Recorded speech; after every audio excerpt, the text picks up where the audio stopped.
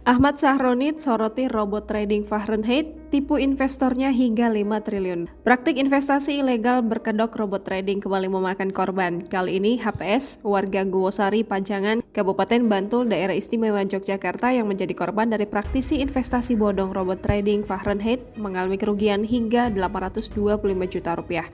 HPS telah membuat laporan yang diterima di SPKT Polda Daerah Istimewa Yogyakarta Jumat 25 Februari 2022.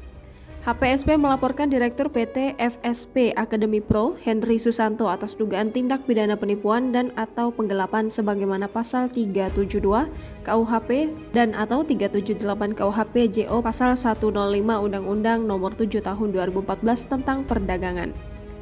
Dijelaskannya, korban mengalami kerugian sebesar 825 juta rupiah. Dia bergabung sebagai member investasi bodong trading Fahrenheit sejak pertengahan Januari 2022. Sebelumnya, korban sempat melayangkan somasi sebanyak 2 kali melalui pengacaranya pada pertengahan bulan Februari 2022, akan tetapi tidak ditanggapi oleh Direktur PT FSP Academy Pro. Seperti diketahui, robot trading Fahrenheit menjadi salah satu yang dinyatakan beroperasi secara ilegal oleh Bapepti. Bapepti juga melarang 336 entitas robot trading termasuk DNA Pro, Net89, ATG, dan masih banyak lagi. Jangan lupa subscribe, share, komen, dan like ya!